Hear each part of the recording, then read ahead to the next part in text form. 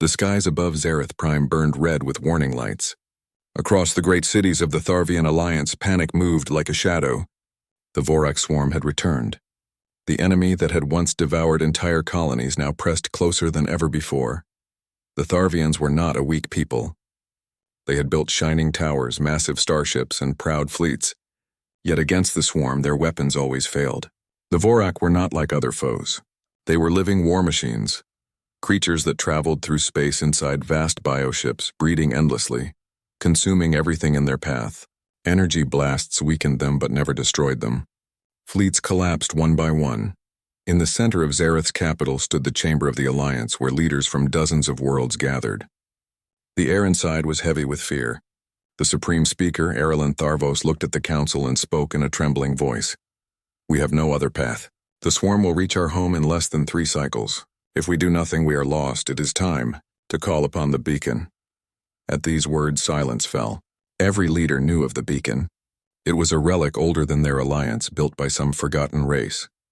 Legend said it was a device meant to summon the guardians of old, a mysterious force that once roamed the stars, protecting weaker civilizations. No one had ever used it. No one even knew if it still worked, the council argued. Some said it was foolish to trust myths. Others said it was their only hope. Finally, desperation silenced doubt. They would activate the beacon. Deep within the vaults of Zereth, guarded for centuries, the beacon rested. It was a towering construct of crystal and metal, pulsing with faint light. Ancient runes glowed on its surface, whispering of a forgotten time.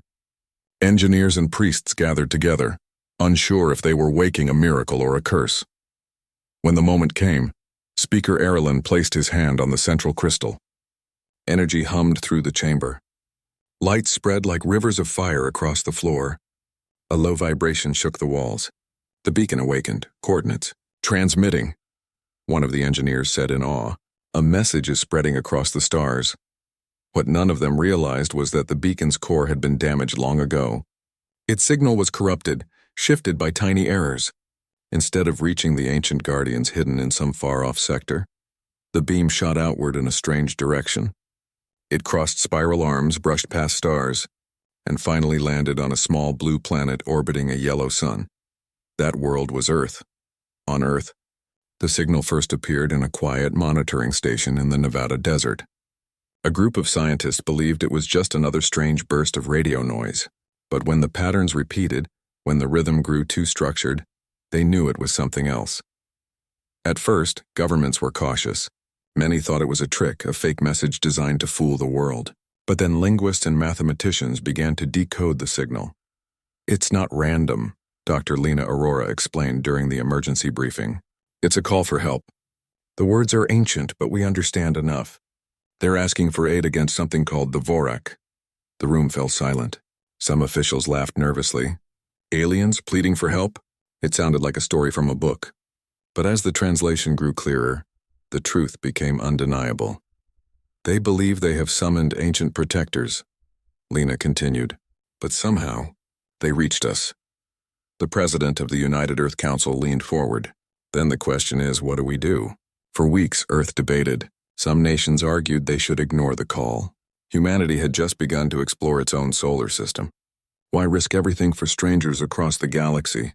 Others, however, remembered humanity's long history. Whenever there was suffering, whenever a cry for help rang out, humans had always risen. Finally, the decision was made. Earth would not turn away. The response was swift and united. Shipyards burned with activity. Spaceports that once launched peaceful explorers now prepared military fleets. Old warships were pulled from storage, upgraded, and armed with railguns, missile pods, and plasma cannons. Civilian exploration ships were refitted with heavy armor. Engineers worked day and night, building not one vessel but dozens. "We cannot send a token force," Admiral Jonathan Hale declared during the council. "If these people are truly facing extinction, then we must arrive not as visitors, but as a fleet." Humanity had never been more united. Soldiers, pilots, doctors, and engineers volunteered by the thousands. The call for help touched something deep in every heart. The knowledge that somewhere far away a people cried out in despair, and humanity had the power to answer. Meanwhile, back on ZerethPrime, despair continued to spread. Scouts reported that Vorak ships had already burned 3 colonies. Refugees filled the skies. The Tharvian fleet, once proud, was now a handful of damaged cruisers. The council grew restless. "The beacon failed us," one leader hissed. "No one is coming. We are alone." Speaker Erilyn tried to keep hope alive. "The legends speak of patience.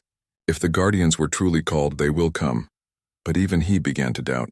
Then one night the stars above Zareth shifted. Alarms blared across the orbital stations. Unknown signatures were emerging from hyperspace. At first, fear swept through the defenders. Many thought it was the swarm. But as the signals cleared, something else appeared. Metallic ships, rugged and angular, poured into the system. Their hulls were not elegant like Tharvian designs, but strong, armored, built for war. Hundreds of them. The Watchers gasped. "They came," whispered Speaker Erilyn. "The Guardians?" They came. But they were not guardians of myth. They were humans.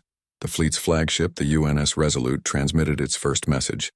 Across languages and barriers, translators worked to carry the words into every alien ear. "This is Admiral Jonathan Hale of Earth. We received your call for help. We are here." For a moment, the galaxy stood in stunned silence. The Tharvians had summoned forgotten legends. Instead, they found humanity. Young, untested, yet unafraid. And humanity had not come quietly. Humanity had come with a fleet. The skies above GalacticPrime glittered with hundreds of strange ships. The Tharvian people filled the observation towers, staring at the new arrivals with wide eyes. They had expected a handful of saviors, maybe a single vessel carrying mystical power. Instead, they saw a fleet so vast and heavy with firepower that even the most doubtful leaders whispered in awe. The human ships looked nothing like Tharvian vessels. They were angular, metallic, and practical in design. Thick armor lined their hulls and heavy cannons jutted out like clenched fists. Some were massive carriers bristling with smaller craft. Others were sleek destroyers carrying rows of missile tubes. Every ship carried scars of welding and reinforcement, showing they were built not for beauty, but for survival. From the UNS Resolute, the flagship, a signal spread to all listening channels. "This is Admiral Jonathan Hale of Earth. We heard your call. We are here to help." The translation carried across into the Tharvian tongue. Inside the chamber of the Alliance, the leaders sat frozen. Speaker Erilyn was the first to rise, his voice trembling. You are the Guardians?" Aboard the Resolute, Admiral Hale glanced at his officers. The translators hesitated before sending a careful reply. "We are not Guardians.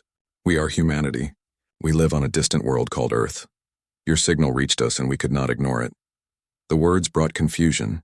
The Tharvians whispered among themselves. If these were not Guardians, then who were they?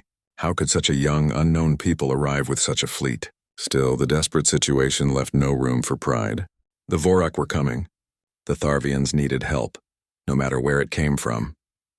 In the following days, meetings were arranged between the two sides. The humans landed in the capital city of GalacticPrime, walking through crowds of staring aliens.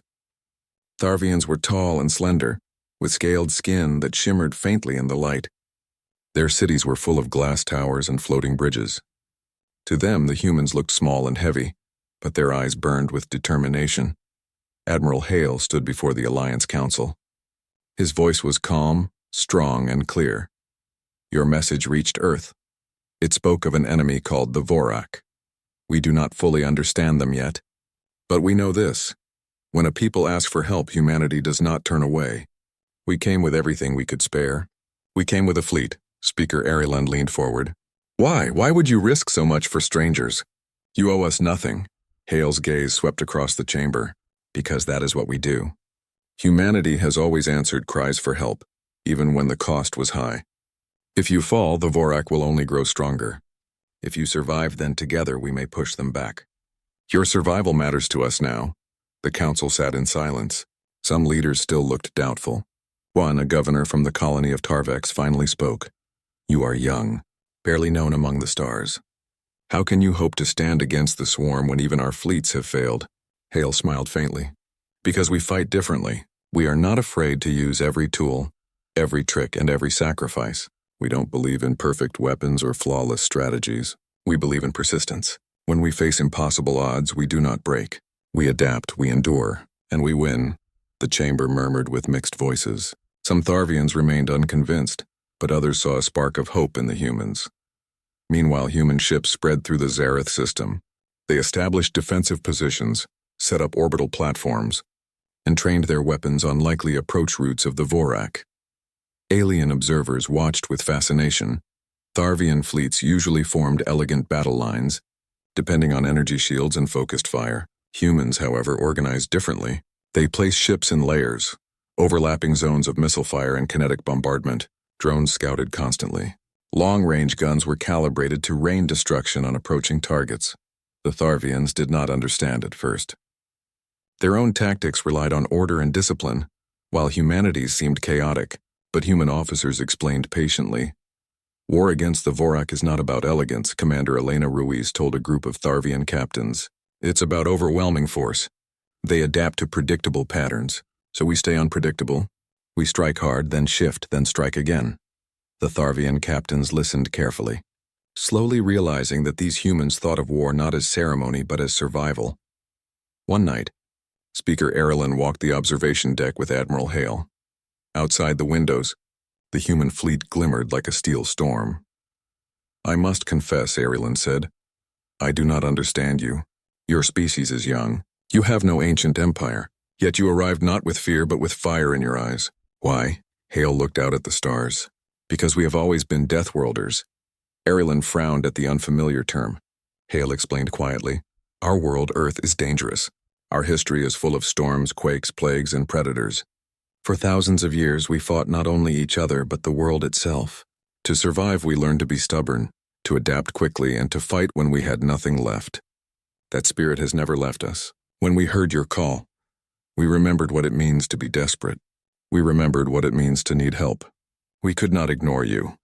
Erilyn listened in silence. At last he nodded slowly. Perhaps the beacon did not fail after all. Perhaps it sent us the guardians we truly needed, even if they were not the ones we expected. But not all welcomed the humans. Some Tharvian generals distrusted them. They are too different. Their weapons are crude, their tactics reckless. They will bring ruin instead of salvation, one argued. Others feared that humanity had come not to save but to conquer. If they can send such a fleet so quickly, what will they demand of us after the war? These doubts grew louder as word spread that the Vorak were advancing faster than predicted. Scouts reported massive swarms devouring outlying colonies. Panic filled the alliance once again. Then news arrived. A Vorak vanguard force was heading straight for ZERITH-Prime. The humans would have their first true test. Inside the UNS Resolute, alarms echoed. Crew members rushed to stations.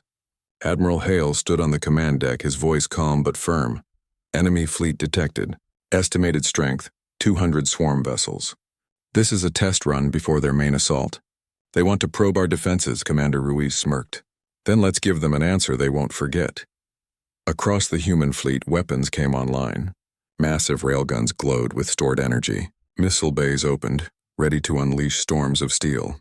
Fighters launched from carriers, forming swarms of their own. On the ground, Tharvian citizens looked up at the night sky, where streaks of human craft lit the heavens. They held their breath. This was the moment they would learn if humanity's promise was real. The Vorak appeared at the edge of the system, monstrous shapes of living ships glowing with eerie green light. Their wings pulsed like beating hearts. Their tentacle-like appendages lashed through space. The sight alone filled the Tharvians with terror, but the humans did not flinch. Fire, Admiral Hale ordered. The first wave of human missiles tore through the void. Unlike energy weapons, which shimmered and faded against Vorak shields, these missiles struck with brutal force. Explosions ripped open carapaces. Entire swarm beasts shattered into fragments. Then the railguns opened fire, hurling solid slugs at near light speed. Each impact tore through the swarm like a spear through flesh. The Vorak howled and scattered. On Zerith, Tharvian citizens gasped. Never before had they seen the swarm pushed back so easily. The humans pressed forward, fighters diving and weaving between swarm ships, planting charges and cutting open weak points. The Vorak fought back fiercely, but the human fleet stood unyielding. When the smoke cleared, more than half the vanguard force was destroyed. The rest fled into the void. Humanity had arrived, and with them, hope. The chamber of the Alliance erupted in stunned voices. Some leaders wept openly. Others bowed their heads in gratitude. Speaker Erilyn spoke with quiet awe. They are not guardians of legend. They are something else. Something perhaps even greater. They are humanity, and they fight for us. For the first time in generations, the Tharvians believed survival was possible. But Admiral Hale knew this was only the beginning. The real swarm was still coming, larger and hungrier than ever before, and humanity was ready. The victory over the Vorak Vanguard force sent waves of shock across the Zareth system. For the first time in living memory, the swarm had been forced to retreat. Across the cities of GalacticPrime, Tharvian citizens celebrated with music, banners, and lights. Children carved human ships into the sky with paint and glowing lanterns. But while the people cheered, the leaders of the Alliance remained cautious. They knew the swarm would return in greater numbers. The real war was still ahead. In the chamber of the Alliance, Speaker Erilyn addressed Admiral Hale. "You have given us hope. But the Vorak will adapt. They always do. Their next attack will be far greater." Hale nodded calmly. "We expected this. That is why we are preparing new tactics." The alien leaders leaned closer. They had seen human weapons, but they did not yet understand the way humans fought. Preparing for war.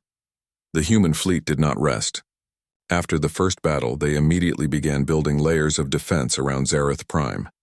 Cargo ships unloaded drones, mines, and orbital platforms. Engineers deployed railgun satellites along the planet's orbit. Fighter squadrons practiced formation after formation, weaving through the stars like schools of fish. What surprised the Tharvians most was the humans' creativity. Instead of relying on fixed patterns, humans constantly changed their plans. One day, human destroyers practiced ambush drills, hiding behind asteroids and then emerging in coordinated strikes. The next day, cruisers tested missile swarms that spread and then converged at the last second. On another, they practiced wolf-pack tactics, small groups of ships breaking apart, striking, then vanishing into new positions. To the Tharvians, who had always followed rigid formations, this seemed chaotic. To the humans, it was natural. Commander Elena Ruiz explained it to a group of Tharvian captains. The swarm learns from order. They adapt to predictable moves, so we stay unpredictable. If they study us, they find nothing but confusion. And while they try to adapt, we crush them. The Tharvians listened, slowly realizing why the humans had survived on their harsh world. The Vorak advance scouts soon brought grim news. The main swarm was moving towards GalacticPrime. Thousands of living ships, larger than anything the Vanguard carried, were crossing the sector. They had already consumed 2 border systems, leaving nothing but ash. Panic spread among the Alliance, but the humans remained calm. Inside the command deck of the UNS Resolute, Admiral Hale studied the incoming swarm. He did not smile, nor did he frown. His face was steady, like stone.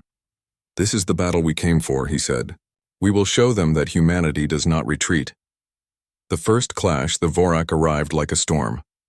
Their ships poured from hyperspace, each one glowing with green bioluminescence. Their wings pulsed like living hearts, and their tendrils writhed as though hungry for prey. The Tharvian fleet positioned itself in elegant lines, shields glowing bright. But the humans spread wide, forming overlapping zones of fire. When the swarm charged, human weapons unleashed chaos. Missiles filled the void, thousands at once, weaving through space before exploding in blinding bursts. Railgun slugs tore through Vorak carapaces, breaking apart ships that had once seemed indestructible. Fighters swarmed in, dropping mines and planting explosives on enemy hulls. The Vorak roared back with green plasma and acid streams, burning through space like rivers of fire. Several human ships were torn apart. Still, the fleet held. On the ground below, Tharvians stared upward as the night sky became a canvas of explosions. To them, it looked like the end of the world. But to the humans, it was only the beginning of the fight. Boarding the enemy. Then came the most shocking tactic of all. Human marines, carried by small assault craft, boarded the Vorak ships. No alien race had ever dared such madness. The swarm ships were living creatures filled with acid, tendrils, and predators. Yet the humans went in anyway. Clad in heavy armor, carrying flamethrowers, rifles, and explosives, they fought their way through twisting corridors of flesh and bone. They planted charges at the core of each bioship, then retreated as explosions ripped the beasts apart from within. To the Tharvian observers, this was unthinkable. Who would willingly step inside the belly of the swarm? Yet the humans did so again and again, turning the swarm's strength into weakness. When a Tharvian general asked a Marine commander why they risked such close combat, the human only shrugged. because someone has to. The turning point, the battle raged for hours. The Vorak threw wave after wave, but the humans refused to break. At one point, the swarm tried to flank the defenses, sending a massive brood of carriers behind the human lines. But the humans had expected this. A hidden group of submariner-style stealth ships appeared from an asteroid belt, striking with devastating torpedo salvos. The carriers exploded before they could reach Zareth. Another time, the swarm concentrated all fire on a single human battleship, tearing it apart. But instead of retreating, the humans used the wreck as bait. As the swarm crowded around to feast, hidden explosives inside the battleship detonated, taking dozens of Vorak with it. Every loss became a lesson. Every setback became a trap. Humanity's stubborn spirit turned even defeat into a weapon. Reactions of the Tharvians on Zareth. The Alliance Council watched the battle through live feeds. They were struck speechless. Never had they seen a species fight with such reckless courage. "They fight like no other," whispered one leader. "They do not seek elegance. They seek victory no matter the cost." Speaker Arilan's voice was soft but firm. "The beacon gave us what we needed. Not guardians of myth, but warriors of reality." Tharvian citizens wept openly, not only because the humans fought for them, but because the humans fought beside them, as if Zareth was their own home. Humanity's losses, but the victory was not without cost. Several human ships were destroyed. Hundreds of soldiers gave their lives in boarding actions. On the Resolute, Admiral Hale stood silent as casualty reports filled his screen. Each name carried weight. He did not hide the truth from his people. Over the comms, his voice was steady. "We came here knowing this would not be easy. Many of us will not return home. But our sacrifice has meaning. Every ship we save, every life we protect, proves that humanity stands for something greater than ourselves. Hold the line, fight on," and the humans did. Even with losses, they pressed harder, never letting the swarm recover. The retreat of the swarm at last, the Vorak began to falter. Their great brood ships, once invincible, now drifted in flames. Their formations shattered. For the first time, the swarm turned back, retreating into the void. Cheers erupted across Zareth Prime. Bells rang, lights filled the skies, and children sang songs of victory. The swarm had been stopped again, but Admiral Hale did not celebrate. He looked out at the ruined battlefield, littered with human wreckage and Vorak remains. "This is not the end," he said quietly. "They will return, stronger, smarter. We won today, but tomorrow will be harder." Aftermath and respect. In the following days, humans and Tharvians worked side by side, repairing ships, treating the wounded, and preparing for the next battle. Where once the Tharvians had looked at humans with doubt, now they looked with respect. Alien engineers studied human weapons. Soldiers asked to train beside human marines. Citizens painted murals of human ships flying above Zareth Prime. For the first time, the Tharvian people believed survival was not just possible, it was likely. Speaker Arilan addressed the humans before the entire alliance. "When we called upon the beacon, we expected legends. Instead, we found humanity. And though you are not the guardians of old, you are something far greater. You are our allies. You are our hope." The chamber erupted in applause. Humans stood tall, their faces humble but proud. They had earned their place in the galaxy. Closing of Part 3A's Night fell on Zareth Prime. Admiral Hale watched the stars. He knew the war was far from over. The Vorak had tasted defeat, and they would not rest until they avenged it. But humanity would be ready. Because when humanity fought, they did not fight for glory, or conquest, or legend. They fought for survival. They fought for allies. And they fought until victory was the only outcome left. And so the galaxy learned a new truth. Humanity's unconventional tactics were not just weapons. They were a spirit, unbreakable and unstoppable. The skies above Zareth Prime were quiet at first, but only briefly. The Vorak swarm had retreated, yet their shadows lingered in every corner of the system. Debris from the first battle drifted silently in space, a reminder of how close the Tharvian alliance had come to annihilation. The humans, though victorious, had paid a price. Ships burned, Marines were lost, and every crew member carried the memory of what they had endured. Admiral Hale stood on the bridge of the UNS Resolute, staring at the field of wreckage. He did not speak immediately. Around him, crew members checked weapons. patched minor hull damage, and monitored communications. Silence hung heavy in the air. "We cannot afford complacency," Hale said finally. "The swarm will return. They will adapt. And next time, they will come in greater numbers." Commander Elena Ruiz nodded, her eyes scanning the tactical displays. "We've learned from them already. Their movements are slower, more predictable after yesterday's losses. If we strike quickly, we can force them back again." But Hale shook his head slightly. "It will not be enough. Victory will demand more, and more comes with cost." Preparing for the greater war across the system, humans and Tharvians worked together in a frenzy of activity. Shipyards built new hulls, repaired damaged vessels, and refitted old freighters for battle. Scientists studied Vorak biology, searching for weaknesses, while engineers adapted human weapons to exploit them.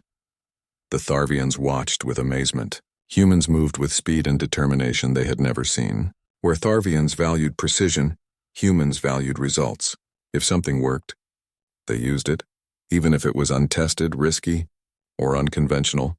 Fighter pilots trained tirelessly, running simulations of swarm attacks, practicing evasive maneuvers, and perfecting coordinated strikes. Mariner squads reviewed boarding strategies, drills that had cost many of their own lives in the previous engagement. Each human knew the dangers, but no one wavered.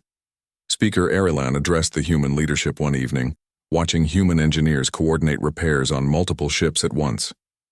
"You move as if your entire species has survived these battles before. Yet you are young. How do you maintain such courage?" Hale answered simply, "Because survival is in our nature. We have always faced impossible odds. On Earth, we endure storms, disasters, and challenges that would break many species. And when we endure, we learn, we adapt, we fight." The Tharvians nodded slowly, beginning to understand that this was not just technology or firepower, it was a spirit. The Vorak return. It did not take long for the swarm to respond. Scouts reported vast numbers moving through hyperspace toward Zareth. This time they were larger, more coordinated, and more aggressive than before. Entire sectors had been consumed. The reports chilled even the most steadfast leaders. The Tharvian Council convened, fear and doubt filling the room. "We cannot survive another assault," one elder admitted. "Even with the humans, the swarm is too strong." Admiral Hale remained calm. "Strength is not only numbers. Tactics, determination, and adaptability matter as much. If we fight together, we can not only survive, we can force them back permanently." The Tharvians were skeptical, but there was no other choice. The humans had brought hope. Without them, there would be none at all. The battle begins. The humans prepared defensive lines around Zareth Prime. They deployed mines, set up orbital railguns, and placed decoy stations to confuse the swarm. The Tharvians, still recovering from panic, followed orders and placed their fleets in supporting positions. When the swarm emerged from hyperspace, it was like a wave crashing against the stars. Thousands of bioships swarmed in tight formation, glowing with green light. Their appendages lashed outward, searching for prey. Human ships did not wait. Missiles streaked forward in clouds. Railguns fired slugs faster than the eye could follow, and fighters dove into enemy formations. Boarding teams prepared for action, ready to enter Vorak vessels once more. The battle raged across the system for hours. Explosions turned the void into a storm of fire and debris.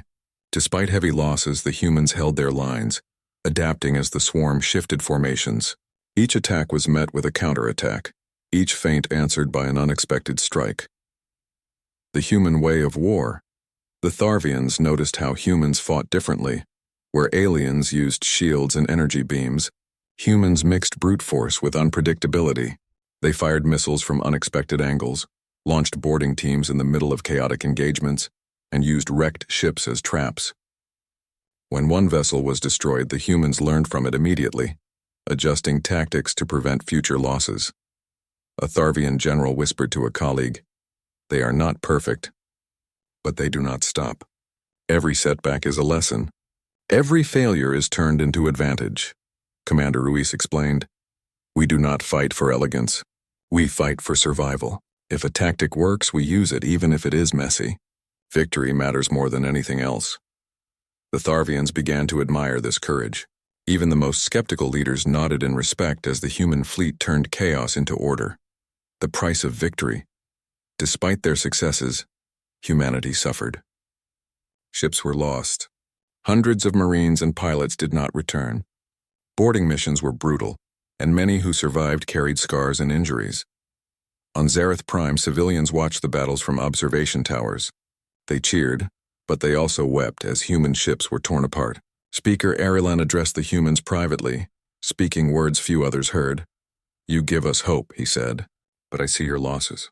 You risk everything, even yourselves, for our survival." Why? Hale's eyes were steady.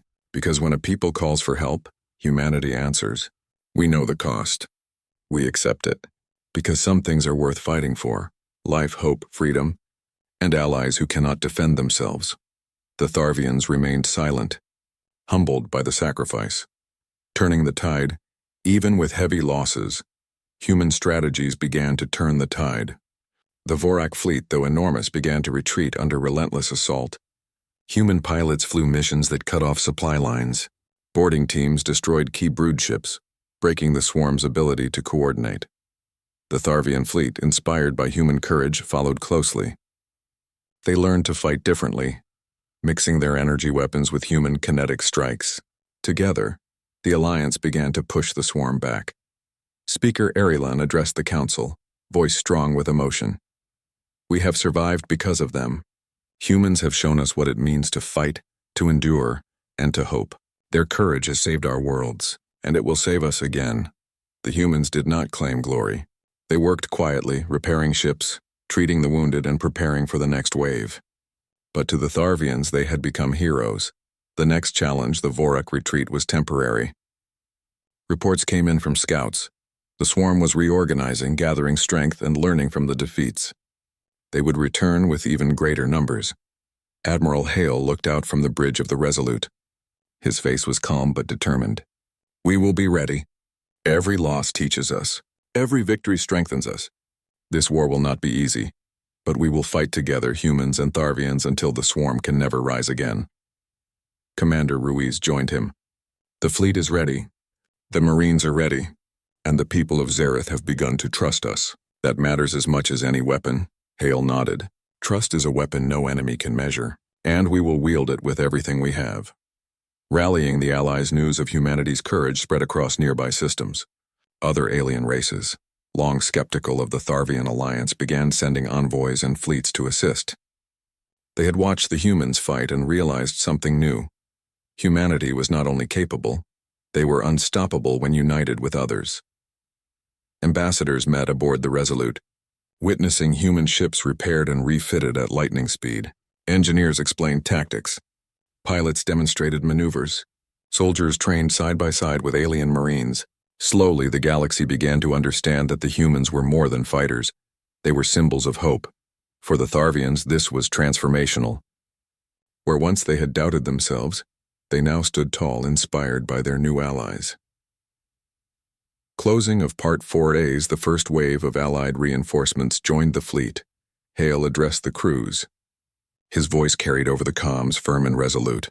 "The war is far from over. The swarm will return. Their numbers will grow. Their tactics will evolve. But we will not falter. We will fight. We will endure. We will win. Humanity did not come here to watch you fail. Humanity came here to ensure that we all survive. Stand ready. Fight together. And remember, we do not fight alone. The fleet's aligned.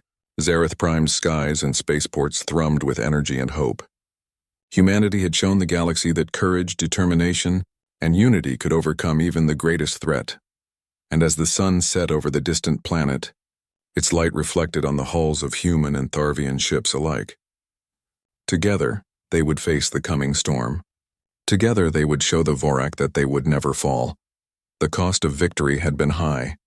The price of survival would be higher. But the human spirit and its allies would not be broken. The stars above the Vorak home cluster glimmered cold and distant.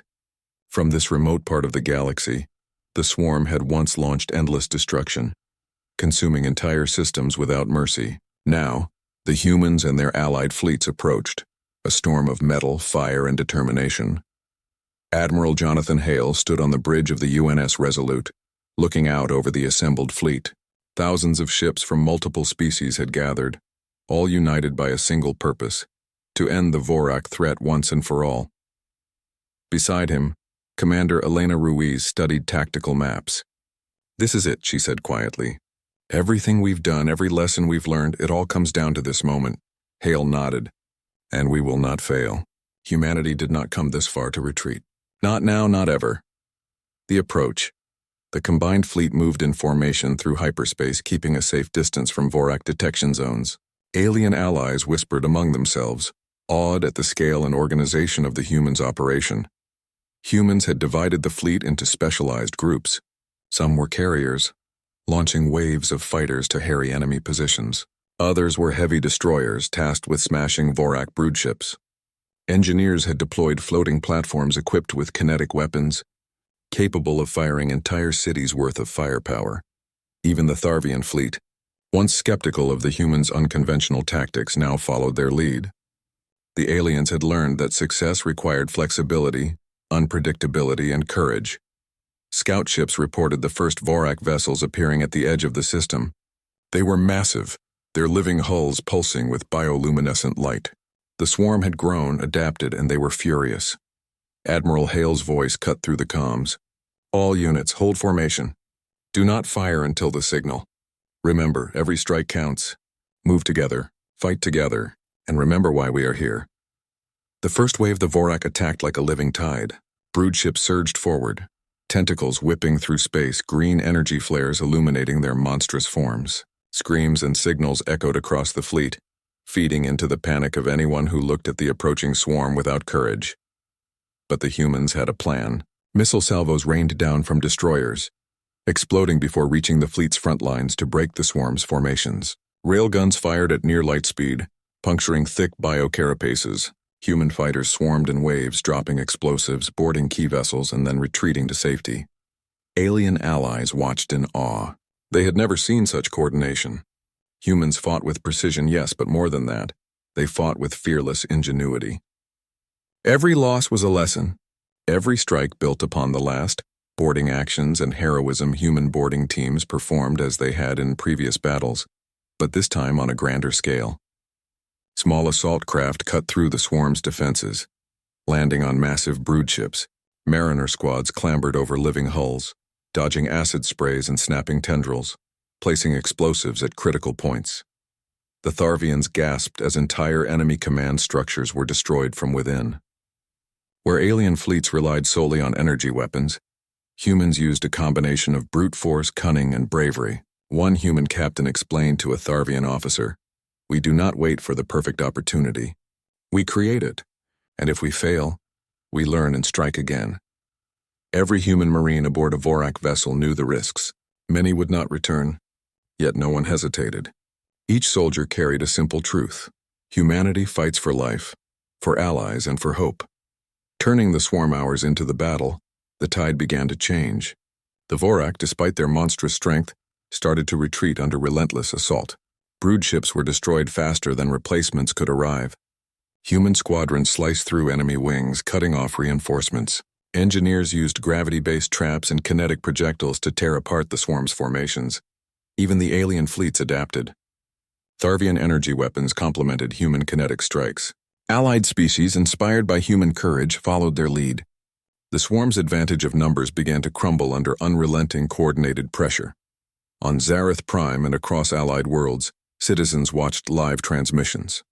Humanity was not only winning, they were leading. The cost of victory, yet victory came at a price. Many human ships were lost. Hundreds of Marines did not return from boarding missions. Pilots crashed in dogfights. Entire squadrons were shredded by Vorak attacks. Admiral Hale did not hide the truth from his crew. Over comms, he spoke firmly but with solemn respect. Every loss is heavy, every sacrifice meaningful. We fight knowing some will not return, but the alternative is far worse. Do not falter. Fight for each other. Fight for life, and when the dust settles, remember those who gave everything to ensure our survival. His words resonated across the fleet. Even alien allies felt the weight of human resolve, inspired to fight harder, to endure, and to believe that survival was possible. The final assault, the humans and their allies coordinated for the decisive strike. Vorak command vessels, massive and intelligent, became the target. Every attack, every missile, every railgun shot, and every boarding team was focused on these key ships. The assault was brutal. The Vorak fought fiercely, desperate to survive. Entire fleets clashed in close proximity. Explosions turned the void into a storm of fire and energy. Human ingenuity and courage faced off against the swarm's raw strength. Boarding teams stormed the largest broodships. Explosives ripped through the living hulls. Tentacles flailed wildly. Bioenergy pulsed erratically. Yet the humans pressed on. Every ship destroyed weakened the swarm's coordination. Every strike disrupted the Vorak's will to fight. The Tharvian fleet followed these actions, applying energy strikes where humans could not reach, complementing every human maneuver with alien precision. The swarm, despite its terrifying might, was breaking. Collapse of the Vorak swarm at last, the swarm's command vessels fell. Explosions tore through the heart of the Vorak fleet, destroying its ability to coordinate. Thousands of smaller swarm ships drifted aimlessly, cut off from leadership. The humans and their allies pressed forward, striking down every remaining vessel.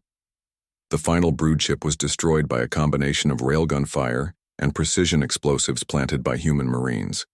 Its collapse echoed across the system, a sound no one would forget. Silence followed. The void was empty of the swarm's green glow. Systems that had been under siege for centuries breathed again. The galaxy had witnessed the impossible. The Vorak swarm, feared for millennia, had been defeated by a combination of courage, determination, and unity, led by humanity, aftermath, and recognition. The aftermath was both joyous and solemn. Ships were repaired, survivors recovered, and systems rebuilt. Humans and their allies gathered to honor those lost. Memorials were held on Zereth Prime and aboard ships. Speaker Arilan addressed the human leadership before the Alliance. You did not arrive as guardians of legend. You arrived as humanity, and through your courage, determination, and spirit, you have saved our people, our worlds, and our future. We owe you more than words can express. Hale stepped forward, shaking his head. We owe you nothing. You called for help and we answered. That is what humanity does. If you ever need aid again, call and we will come. That is our promise. The Tharvians and even alien allies from distant systems bowed in respect. Humanity had not demanded tribute, domination, or honor. They had fought for survival, for allies, and for hope. Humanity's legend, news of humanity's actions spread throughout the galaxy. Their courage became legend. Ships painted with Earth insignia became symbols of hope. Pilots spoke of human ingenuity, bravery, and unconventional tactics. Mariner squads told stories of boarding missions where victory was snatched from impossible odds. The galaxy had learned a new truth. When humanity arrived, they did not come quietly. They came as a fleet prepared, fearless, and unyielding. They were not ancient legends, not invincible gods, but something more powerful, a living symbol of hope and determination. Humanity had shown the galaxy that the impossible could be achieved, that courage could turn the tide, and that allies, united, could face even the darkest threat and survive. Closing thoughts. Admiral Hale stood one final time on the bridge of the Resolute, looking out at the stars. Ships of all species floated silently, repaired and ready. For the first time there was calm. We have won this battle, he said softly, but the universe is vast, full of unknowns. There will be other threats, other challenges, and when they come, humanity will answer. Always. Because we are not just a species of survival, we are a species of hope. Below, on planets and in space stations, aliens celebrated, repaired, and rebuilt. They spoke of humanity with reverence, remembering the courage that had saved countless lives. And humanity, as always, did not seek glory. They returned to their ships, repaired their fleets, and prepared quietly for whatever the future might hold. The galaxy had been changed. The Vorak swarm had been broken, and in the stars, a simple truth had emerged. Humanity arrives when called, and when they arrive, hope becomes unstoppable.